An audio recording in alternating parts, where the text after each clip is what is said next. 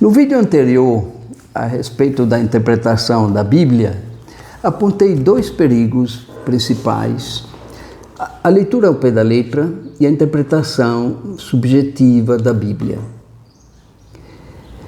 Dentre os muitos exemplos acerca do perigo de uma leitura fundamentalista, cito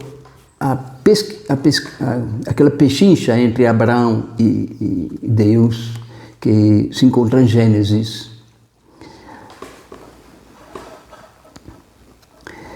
Do jeito que está escrito na Bíblia, seria equívoco achar que os fatos tenham ocorrido exatamente como estão narrados. Você lembra, né? Nós não podemos esquecer que a Sagrada Escritura foi inspirada por Deus, claro, sim, mas foi escrita por mãos humanas, num determinado contexto histórico e social, num mundo diverso do atual e até num idioma diferente do nosso. Portanto, o que nós lemos são traduções. Atenção às traições. Sem contar que a linguagem humana se serve de palavras para comunicar, e estas palavras podem sofrer de ambiguidade, tanto para quem escreve como para quem lê. A palavra é sempre um meio refratário, rebelde, enigmático, duvidoso, impreciso. Mas vamos ao texto citado. Quando Abraão intercede a Deus pela humanidade, em primeiro lugar, é muito improvável que tenha havido um diálogo entre Abraão e Deus exatamente do jeito como está escrito na Bíblia. Vou fazer aqui algumas considerações, perguntas, questionamentos a respeito de certas incongruências do texto. Será que Deus muda de opinião? Será que Deus voltaria atrás da sua decisão? Veja que um dos atributos divinos é a imutabilidade de Deus. Deus se deixaria convencer por Abraão, olha a ousadia, que aponta para Deus uma atitude inadequada do seu agir. Abraão estaria mais interessado que o próprio Deus na salvação da cidade de Sodoma? Abraão teria mais amor pela cidade do que o próprio Deus? Isso é impensável. O recado está mais nas entrelinhas da descrição do que na leitura literária desse texto. Do texto emerge o amor misericordioso de Deus, que é mais bondade do que vingança, que é mais misericórdia do que justiça. É isso que aparece. O castigo divino é consequência de um comportamento inconsequente e pecaminoso dos seres humanos. Não é vingança, mas correção, punição pedagógica e até prevenção para outras pessoas. É isso. O relato, então, é um reconhecimento de que a virtude é bem mais rara do que os vícios. São mais numerosos os pecadores do que os santos. É isso que esse texto diz. Outro exemplo. No Novo Testamento, olha o perigo de interpretação ao pé da letra.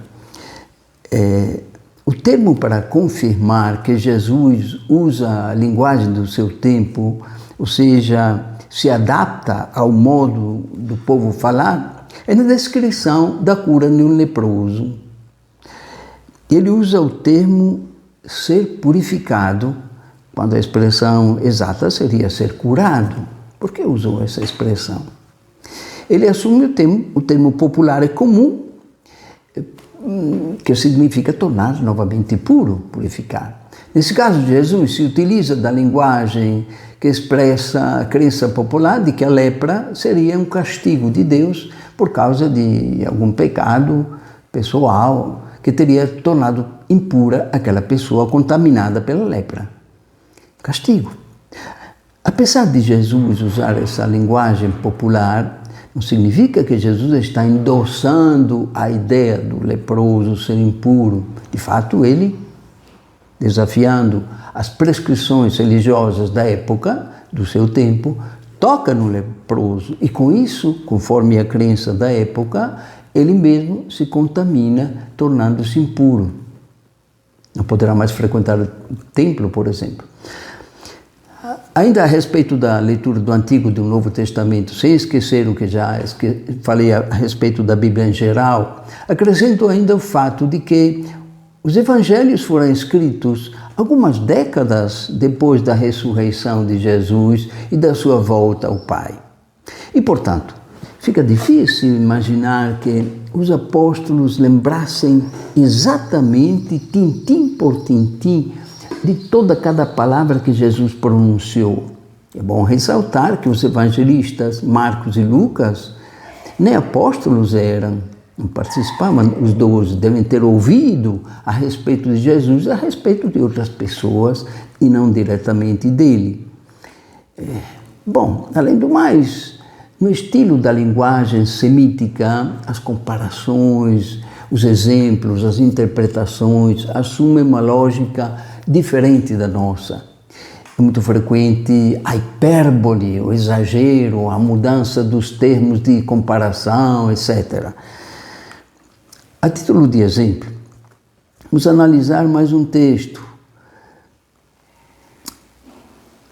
Lucas, no Evangelho de Lucas, quando fala do juiz iníquo da pobre viúva.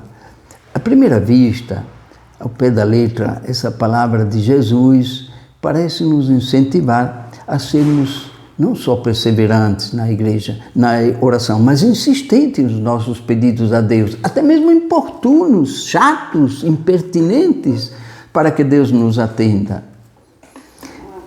Já em outra ocasião, Jesus censura quem multiplica as palavras para pedir a Deus, uma atitude dos pagãos, diz ele, declara o Mestre Jesus. Em Mateus nós encontramos um exemplo desse, né? Jesus que diz, quando vocês rezarem, não usem muitas palavras como fazem os pagãos. Eles pensam que serão ouvidos por causa do seu palavreado. Não sejam como eles, pois o Pai de vocês sabe do que vocês precisam, ainda antes que vocês façam o pedido. Vocês devem rezar assim, ele ensina o Pai Nosso. Pai Nosso que estás no céu, santificado seja o teu nome, venha teu reino, seja feita a tua vontade, assim na terra como no céu. Dá-nos hoje pão nosso de cada dia. Perdoa as nossas dívidas, assim como nós perdoamos aos nossos devedores. E não nos deixes cair em tentação, mas livra-nos do mal. Aqui nós temos duas atitudes contraditórias, como você viu, né? Qual delas é a certa? Com certeza, Jesus se mantém sempre coerente consigo mesmo. Por isso, é necessário fazer sempre uma leitura global, inclusiva, para compreender o sentido essencial do pensamento divino. Não é só ler. Devemos captar mais a coerência do conjunto do pensamento do que o sentido de frases ou palavras isoladas.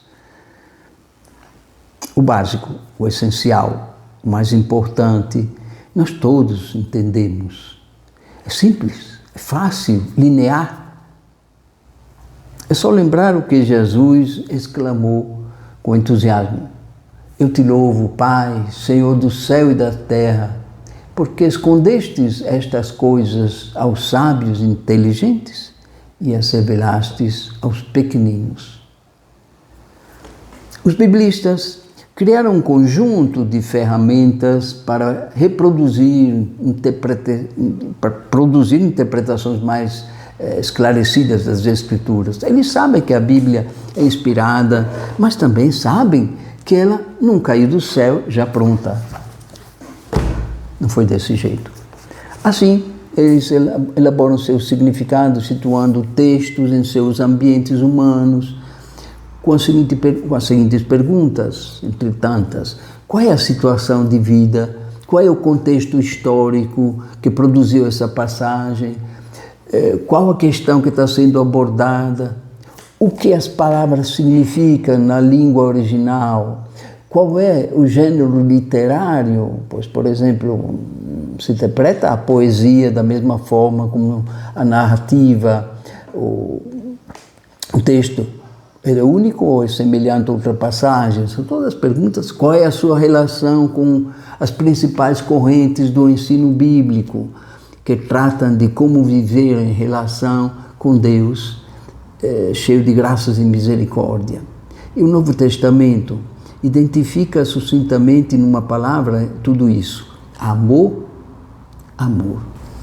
Pois é, aqui tem um despretensioso ensaio a respeito da interpretação da Bíblia. É claro que o estudo da Bíblia necessita de um aprofundamento bem maior do que essas poucas palavras. Aqui o propósito foi apenas apresentar elementos que poderão contribuir com a aproximação das pessoas que desejam conhecer e entender melhor os 73 livros bíblicos